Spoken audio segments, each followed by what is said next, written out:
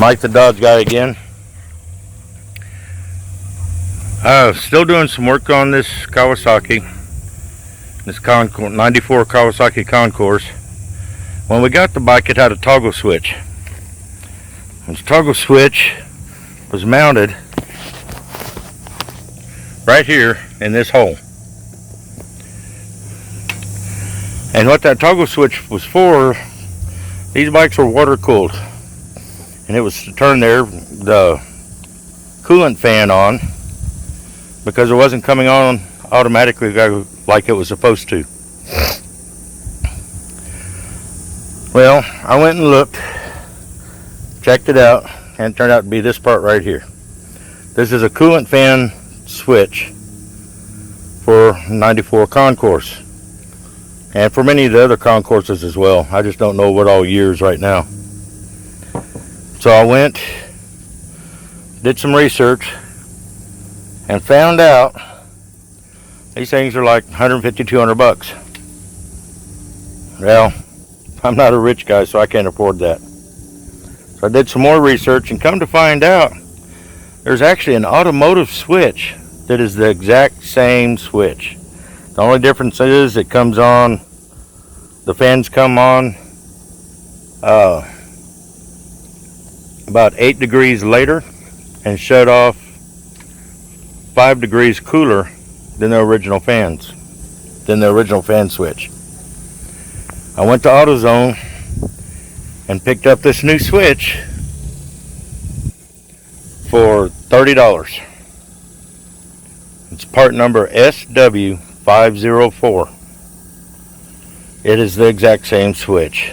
Like you said, the degrees are just a little different, but basically it's the exact same switch. Put that in, fired the bike up. The needle got about halfway when the fans came on. And I say about because it wasn't quite halfway up when the fans came on. And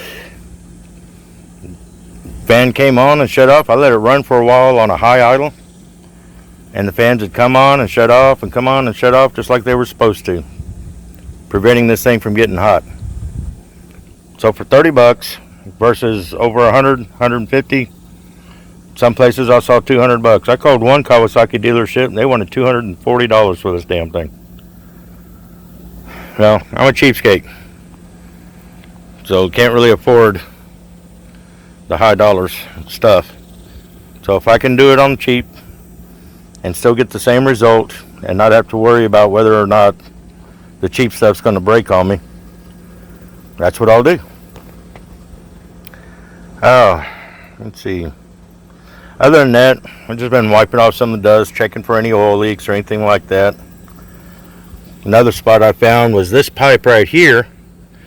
The bracket that holds it over was gone. So this was right up against the exhaust pipe. I put me a little piece of safety wire there, brought it over against that other water pipe, give me a little air gap right there. See if you can see a little air gap there. And that'll cut down a possible rubbing a hole through the exhaust or through the water pipe. Stop it from having a hot spot right there, kind of preventing some problems later on. But as it sits now, I can put this bike all together, get it off my trailer, and go riding. I just figured I'd do a little video on this coolant fan switch. When you pull it out, you will lose a little bit of coolant. So if you've got the new one ready, pull the old one out, stick the new one in there. You won't lose enough coolant to be noticeable. Alrighty. Well, let's